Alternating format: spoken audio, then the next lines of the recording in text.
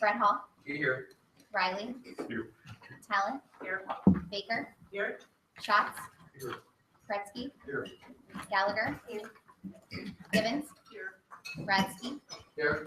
McLean. Gallagher. Yeah, Gallagher, Newberry. and Newberry, Gallagher. Newberry here. Okay, thank you. Johnson. Here. Matt Hall. Here. Wilmot. Here. All right, great. Thank you and welcome everybody. We are going to start with the president's report. I don't want to duplicate what's actually in your packet, but I want to take a minute to thank staff, the board, the committee, and community leaders and volunteers for your hard work, dedication, and support this year. We accomplished a lot of things. I didn't get to do everything that I wanted to do, but I certainly didn't do it in a vacuum. I have wonderful people around this room and across the country and at headquarters in Indianapolis who contributed to this year's success. So thank you everybody for your hard work and support this year. I have enjoyed working with you and I'm going to enjoy you even more on Monday. So I'm just going to hit a couple highlights of things that we accomplished this year. For me, I think one of the most important things we did was to improve our communications across the board, both internally and externally. With the hire of Jennifer Royer, communication strategist, we did a lot of things this year, including setting processes and procedures. So we have some things in place. We still do things on a case-by-case basis, but to kind of help us make some of those decisions as we go along. I had a lot of expectations for what this job was going to entail. It was something that I helped push for several years ago, and Jennifer and this position have both exceeded my expectations. I'm so pleased with the way the year has gone.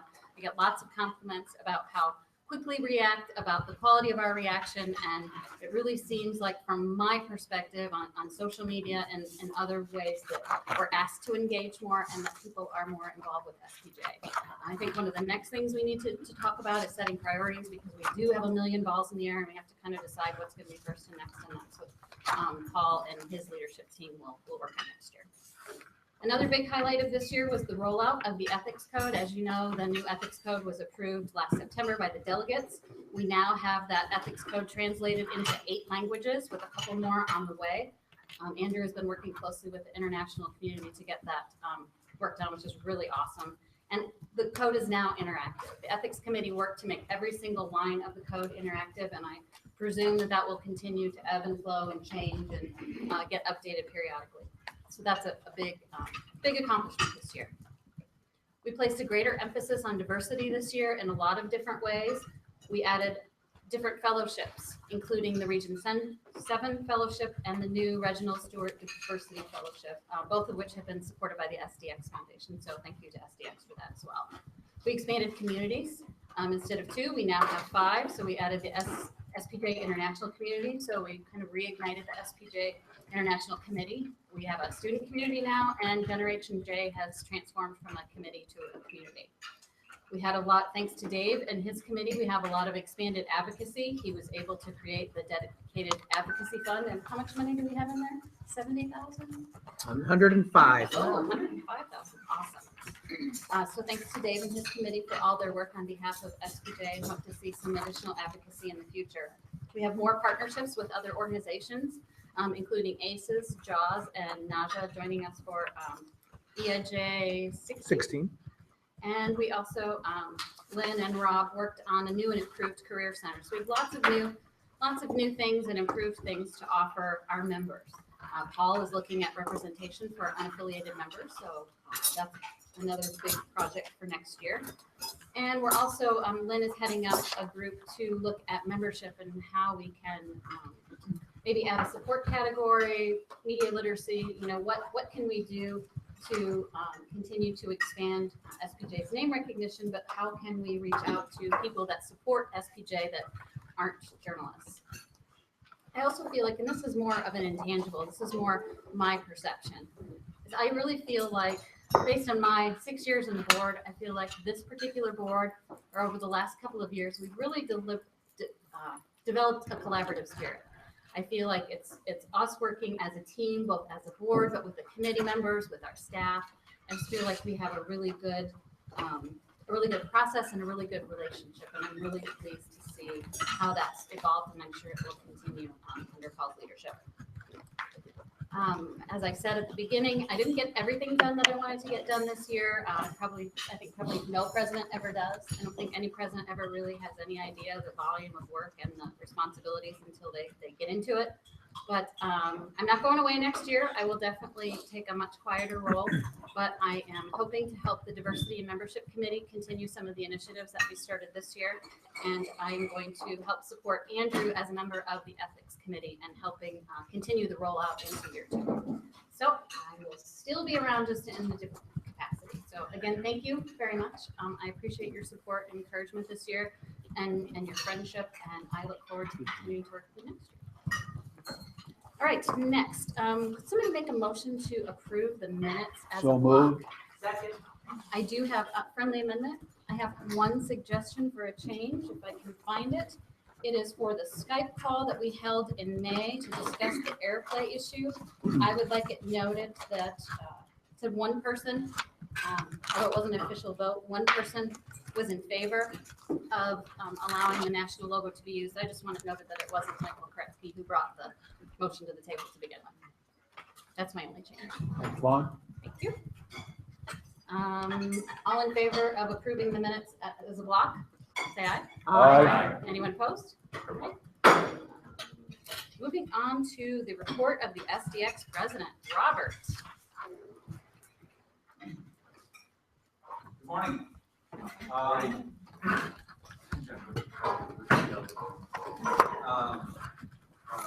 Foundation doing well. We've been on some market yesterday. Our department is around 11 million or thereabout. Programming is going well. We have a couple of exciting things on our agenda tomorrow. Since last April, maybe even going back to Nashville, we've been working on this idea of a super trainer, someone who can kind of be a contact point on a lot of different items, FOI, ethics, etc., and could also we provide training through our various programs of how to do, etc. But would also be available to parachute into a community that perhaps is facing a big story and provide in the coffee shop type of training, counsel, advice. Will be fun. We have a committee that's been working on that. They'll be offering their job description tomorrow, and then we'll decide whether to move forward with it or not, and how to pay for this person. When we brought it up last week, a bunch of the folks on the board saying, wow, so I think it's going to be a discussion. We will be adding 2 new members to the board. Ellen Sue, pending a perfect vote by the board. Ellen Sue is the interim director of the Mayor's Institute, already said, active member of the Washington chapter, the Washington D.C. chapter, and Sonia Ross, who was the first this year, the AP's first ever diversity reporter. I believe I have a focus on diversity, and so we're very excited to be adding all of them. And that's about it. Anybody have questions for Robert? All right, excellent. Joe, would you please give the staff report? Sure. I'm just going to mention a few things that aren't in the written report. So hopefully you've had a chance to read that, and then I can happy to answer any questions. A couple housekeeping things really quick. For those of you who don't know, the bathrooms are right across the hall. So head out kind of that way, right in front of the escalators. The food will be here until 10, and then they're going to wheel it away. The drinks will stay for the duration of the meeting. So if you're hungry, get it now. And then I'd also like to take a second to introduce some new staffers. So Katie Hunt is back here. Stand up, Katie. Wave to everybody. Katie is the new fundraising coordinator that we just hired and created that position. And she's been on the job for 2 weeks. So baptism by fire for Katie. Please stop and say hi. Maggie, would you stand? Maggie is our communications intern. Please say hello today. Her last day is June. So say hi and bye to Maggie. Next, like 6 months or 8 months or whatever. So, then our other new employee that you may not have met, her name is Crystal Parvin. She's in registration. We couldn't spare to take that many people away from registration. So if you see Crystal, she's the one with the Star Wars tattoos. She's working registration. Say hello. Awesome. A quick update on our finances. We haven't closed the books yet. Jake has done his calculations and his reports, and then I usually go back and review them and make sure everything's right. And sometimes we have to change some allocations, and I always hesitate to give early reports because these could change, right? So everybody know these could change once we get back and I actually look at them. But according to the early calculations Jake did, we finished a positive $137,000 in the bottom line for fiscal year 2015, which ended July 31st. We exceeded budget projections, revenue projections by 20 grand, and we finished 117 under projected expenses. The biggest portion of that was healthcare. We don't get the actual bill until after I have to put the budget together. So we always budget very conservatively on healthcare because even when they say it's not going to increase, we don't believe them and we assume it's going to increase. So that was a huge chunk of where those savings came from. So another good financial year. And overall, our unrestricted cash position as of July 31st was $978,000. 600,000 of that, which you know is in our invested reserves. So our rainy day fund. That will probably go down the next time you see a report, I'm assuming, because now we have to pay all the convention bills coming up.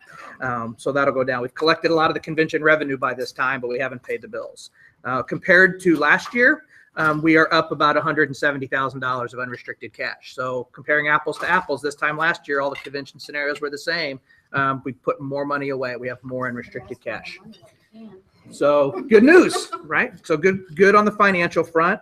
Real quick, staffing. We are maxed out. Like, we are getting proposals from so many groups wanting us to do work for them, which is a great problem. So you'll hear more about this in the near future, but the first position we're going to look at is a bookkeeper. So Sarah needs some help. We haven't taken on any bookkeeping help, and we've taken on 3 bookkeeping clients since Sarah has been hired. So we got to get her some help. So stay tuned for that. That's coming. And then the last thing, and this is actually important, in May, we may want to do a motion and a vote on this. I just learned about this a couple days ago, but NAHJ's board wants to join us again in 2017 and 2019. So if we're all interested in having NAHJ join us again for 17 and 19, then I can let them know we're on board. RTDNA's board talked about it yesterday, and they're all for it as well. So I don't know if we need a motion or if there's anybody who is opposed to partnering with NAHJ. They don't want to make plans yet for 2018. I know.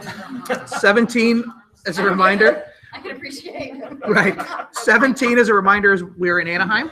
So it'll be kind of like the first time they joined us in 2013. So I'll leave it up to the board if anybody wants to make a motion. I don't feel the need to have one, I but think it would be nice for posterity's sake to record that we approve, that we're excited about it and approve. sure. Somebody like to make a motion? I'll make it. Second. All in favor of welcoming NAHJ to join us in 2017 and 2019, say aye. Aye. Anyone opposed? Awesome. And so that is it. That is everything that's not in the staff report that I wanted to share. So if anybody has any questions about anything I just mentioned or what's written, feel free, fire away. So you say you're at capacity, so that's in terms of staffing, but it's also in terms of space, right? It is, yeah. We have, I'm beginning to figure out, like, do we need to put people in the basement, which is not ideal. Maybe we work out something with the people upstairs and get space. I think the smartest thing, because I'm kind of to the point now, we'll talk about this probably later. We've always approached this, bringing on new clients. I wait till we have them, and then I adjust, and then we quickly get up to speed.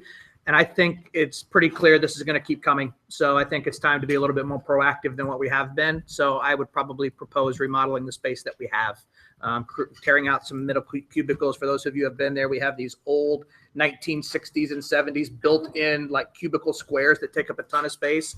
And we could just kind of rip that out and put in something way more modern and more airy. So I'll talk to everybody about that once we get a little bit closer. But we're busting at the seams. Growth problems. So they're good problems, but they're challenges nonetheless.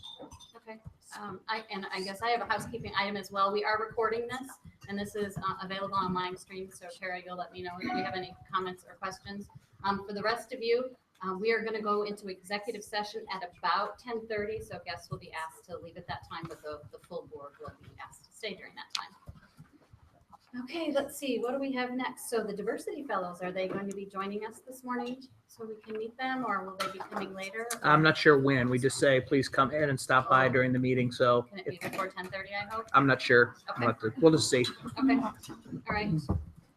Moving on to old and new business already. Paul, could you give us an update on the 41%?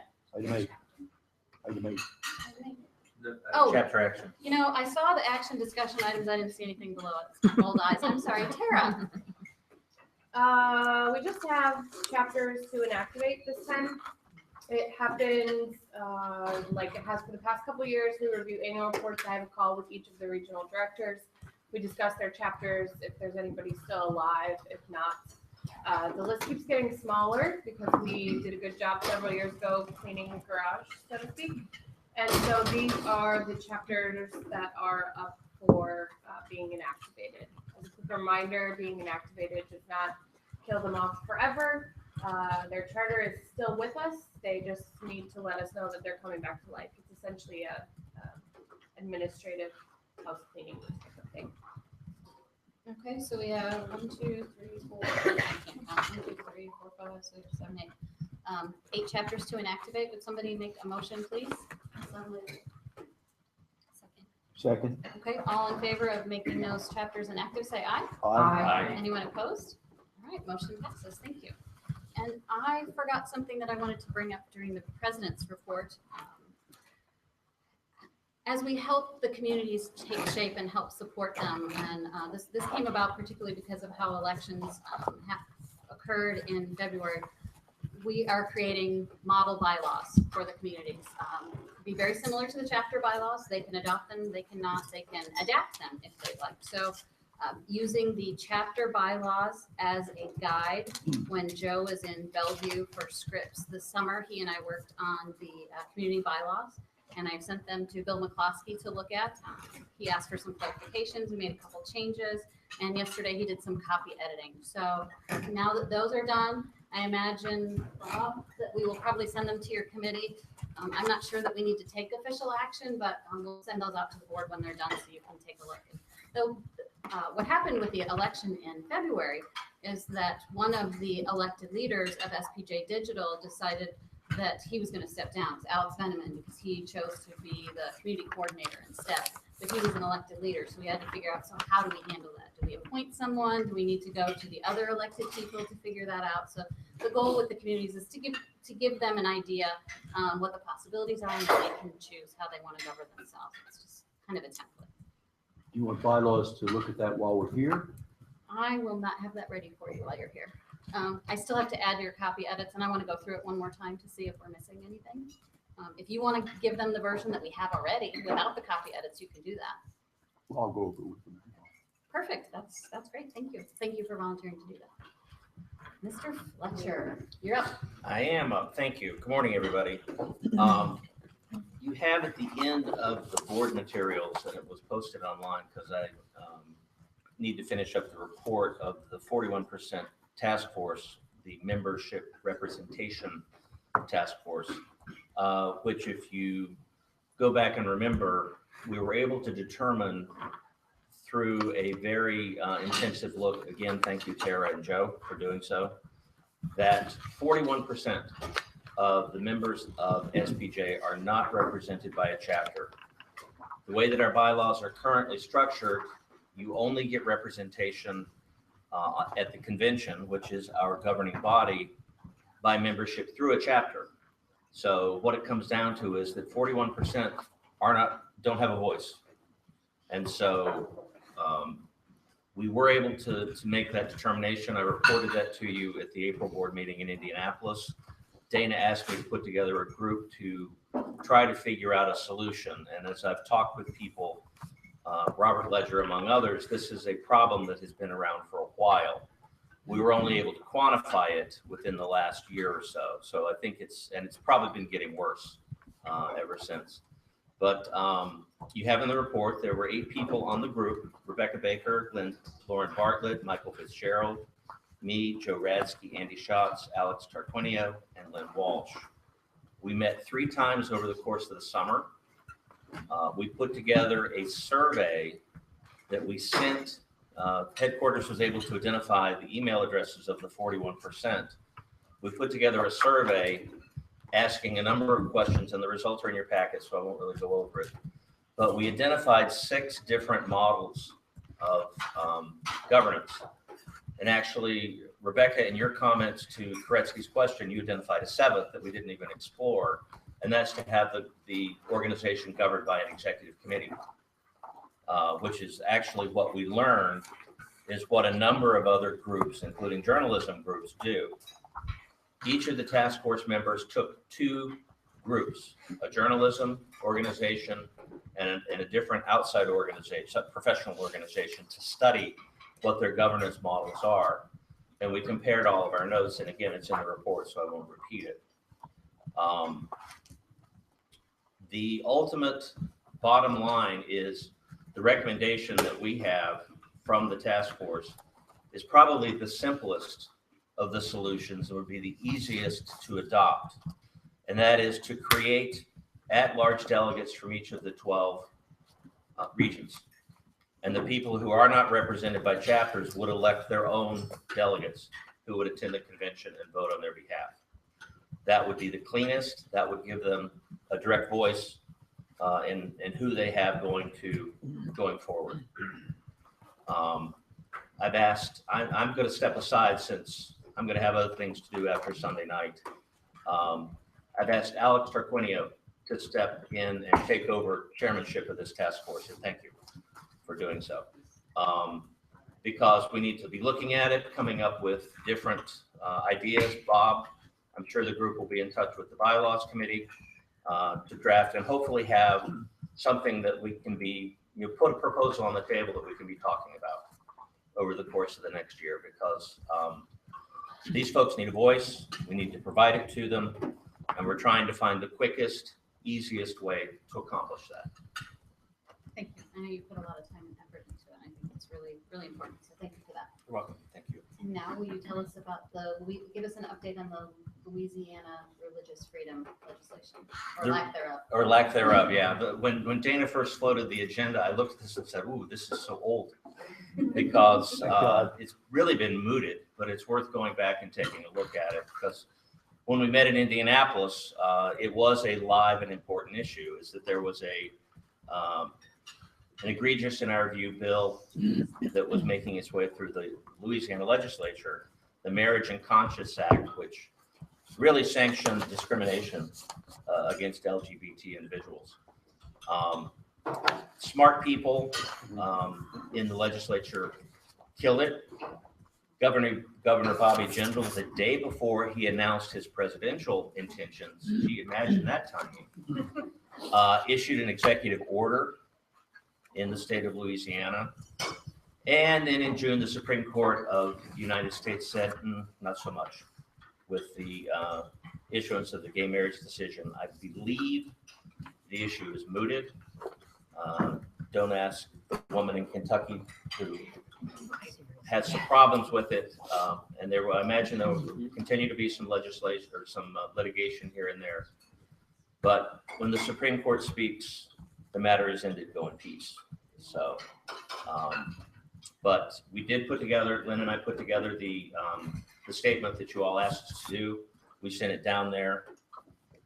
The legislature listened to us, the governor didn't. So. Did you get a response? Did anybody actually write you Did we back? ever hear anything, Jennifer? No. We didn't really expect to either. No. But that, Madam President, is the report. Thank you. Thanks for the update. Okay, next we are on item 9C, the Executive Director Hiring Policy and the Executive Director Evaluation Policy. This stems from the change in relationship with SDX, with Programming and Education, and because SDX is going to have a more significant role, it was discussed at our April board meeting that perhaps we should formalize this a little bit and create a policy. So we had several conversations. Bob Becker worked on this as well, so thank you, Bob. And we have in the packet on pages 39 and 40 the two policies. We can discuss each one, or we can approve them as a block.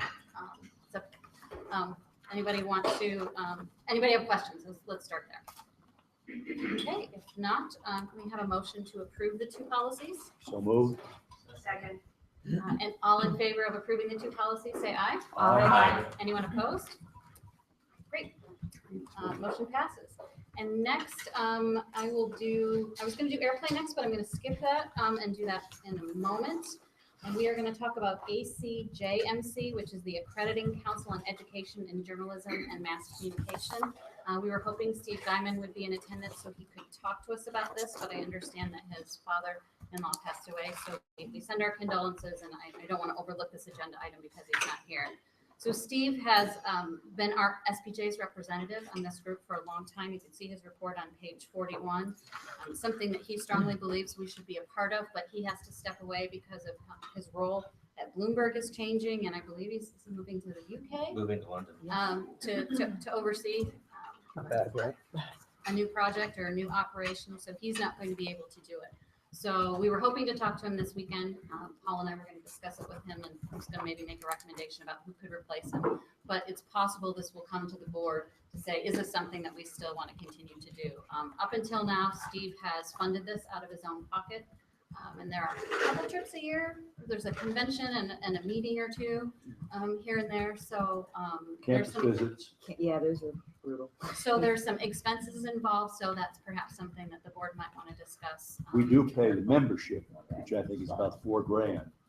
But Steve eats all the travel expenses. Okay. And this is just to give you a heads up, those of you who will be attending Monday's meeting, this is on the agenda for Monday morning for us to discuss it. I had an, I'm so sorry. No, that's okay. That's fine. But, you're teeing it up for me, which I appreciate. Here, you can have that. Thank you. And I asked Joe to put it on the agenda for us because it's going to involve some money. Steve has been taking out, he contacted both Dana and me at the end of the summer saying, hey, I'm going to be moving to London. I'm not going to be able to continue doing this job. Here this is. And we were trying to figure out, and even as early as this past week, figuring out exactly where it sits in our pantheon of positions and whatnot. There was a stretch back in the 90s when we didn't have a representative on the board, I guess because it cost so much money. And the group wants to have a practicing journalist, they very strongly believe, and that's our role, to have a practicing journalist on there instead of having an academic, because they have a lot of academics already doing their site visits. Having somebody who's in the field is an important thing. As I've learned about it in the last month or two, I think it's a pretty good idea. It does cost some cash, which is why I wanted to bring it to your all's attention and guidance on what we ought to do if we want to continue doing this. I know Steve strongly recommends that we do. And I think I can speak for him, at least as far as that goes. He's shared some information. Joe and I have been working with Steve, trying to get information as well so that we could bring as much to you as we can. I wish Steve were here. I'm sorry to hear that he's had a death in the family. I'm sure we all are. But we will be talking about this on Monday, just to give you coming attractions. Is anybody among us conversant with what's happening right now with the AJMC? 10 years ago, it was a huge sea anchor intellectually. They didn't get the idea that there was this digital revolution going on. I don't know if that policy and perspective has changed or not. Dave? Yeah, I mean, as someone who has to work with them a lot to accredit our program and all that, yeah, they're working. Dave Boardman's leading the charge. Okay. So That's enough for me. he's got it. And, Yeah. and they just did a big survey and they're reevaluating everything. Their staffer, who's been there about 87 years, is close to retiring, and maybe they'll get a website I think they created their website in 1887. So yeah, no, it's a lot of change going on, and I won't be here Sunday. Sorry. Well, maybe I might sit in the back just a Monday? Monday or Monday it is. Right. That's But- where all the fun is, sitting in the back I of the know, business. I know, throwing peanuts. and Depends how your dancing goes Sunday. Yeah, I would highly encourage the board to continue participation in it, because otherwise it's really dominated by eggheads, and I think it's really important. Sorry, this is streamed, but otherwise Dave unfiltered. professionals are underrepresented, and you have some key groups involved with it, and I think SPJ really has to be at the table in making sure that journalism programs around the country are doing the right thing and producing good journalists. That's what it's all about. And Steve did a great job for years and years and years. He was actually a really stable leader in that group. And I think it's really important, even if it's going to cost, $5,000-$10,000. I don't know what the expense would be. It's probably SPJ's contribution to higher education. He may be the senior guy on I that. think he is. I think and they turn to him and he provides guidance. So he has a lot of clout in giving a voice from the profession. So it's not just all about research. Research is important, but it's also about good old fashioned skills and education and teaching. All right, thanks, Dave. And next, Michael asked for a few minutes to talk about airplay. I handed out a piece of paper, has some of the stats on it. That event tracking more than 200,000 page views. The event trended #1 in the country on Twitter, and top 10 worldwide. Me and myself, SPJ, Northern Walsh, was on the panel with hacks, live or dots. We're going to follow up later with some other ideas. To me, this is one of the ways that we can accomplish some of our big goals. We turned a lot of new people on to what SPJ does. Some of them were journalists, a lot of them were not journalists. Teaching news literacy is a really boring thing. Something we all want to do, but the best way to teach news literacy is to do it through something you already like. For these guys, it was video games. So I'm just going to turn over the rest of my time to someone who's more objective about this and more respected than me. I would just like to make one clarification first, and I'll turn it over to you. So you weren't harassed or doxxed, which is really awesome, but there was a bomb threat. So that's kind of a big deal. Yes, there were 4 bomb threats. But one credible enough to evacuate. The last one, yeah. It's always the last bomb. And did anything ever come out of it? Was there any resolution? Did they ever identify the source? No, they never do. The bomb threat, it sounds worse than it is. The bomb threat came, it's a lazy bomb threat. It was a half hour before the event was over. It's the best bomb threat possible. Get the publicity of a great bomb threat, but you already have most of the event all done. Okay. All right. With that, Lynn. The glass was half full. I mean, obviously the bomb threat is super disappointing. We don't know, as of sort of being objective as we all are as journalists, we don't know that it has anything to do with Gamergate. It could absolutely have to do. Maybe they were targeting SPJ in general. Maybe they were targeting awards. We don't know. And until if that's proven, I think it would be unfair to say that it was because of the Gamergate area. That's just kind of my 2 cents on that. Overall, though, for me, it was a really eye-opening experience and probably one of the best panels I've ever sat on. And probably one of the best groups I've talked to. I felt like as a panelist, sometimes you sit on a panel and you don't really feel like people, or you don't know, are they learning things? Did they hear what I was saying? Did they benefit from what we were talking about? And I really felt like after leaving, specifically the first half of the conversation, we were answering questions that I was not expecting. I felt like we were meeting on common ground. I felt like we were able to tell them a lot about journalism and about what our ethics code is and what we as journalists do. So I think the important part of that is these are non-journalists, so they don't really consider themselves journalists right now. They're bloggers, they're people who are tweeting, they're people who are posting in this online world.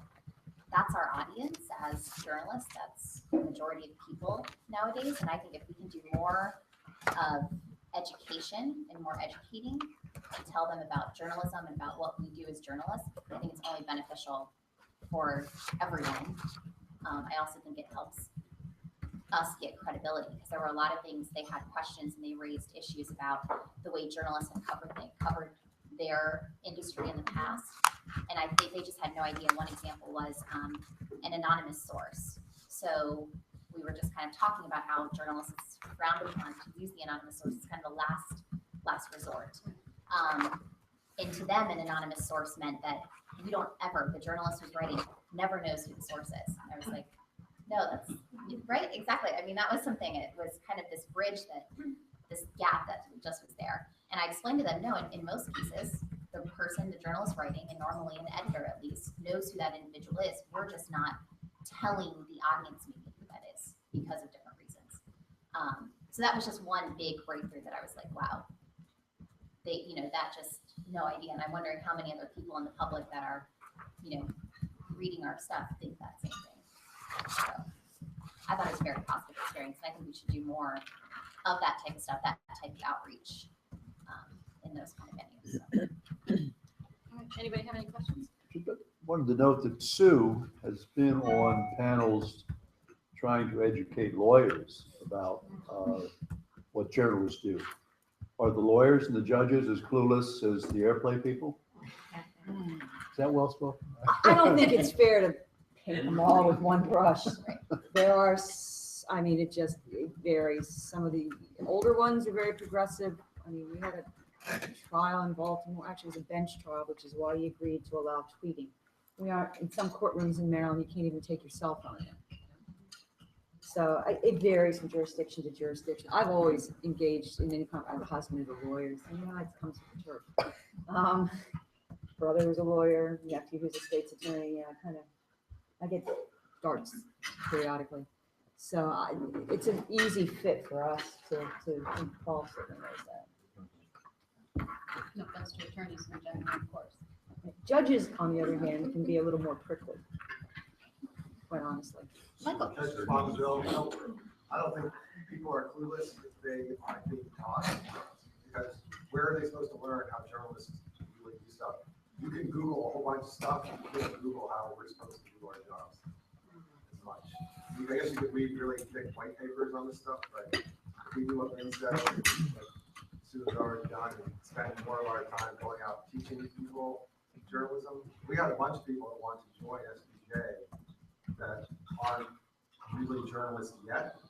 And then we had a bunch of civilians who wanted to know if they could join SPJ if it's that kind of organization. And I said, I hope it will be one day. We have associates. So, All be well, I was gonna say, that goes to what the task force that we've been working on, to figure out how to make that happen. frankly. Okay. Okay, now we are on to, so do we have any comments, Tara, or are we still just plugging away? Okay, excellent. Well, now we are going to recognize some retiring board members. Do you, because you're sitting first, because you're sitting right next to me. Thank you, Dave. After all your time on the board, thank you for your. Thanks, Rob. It's been a joy. Our student reps who have graduated and moved on to greener pastures. And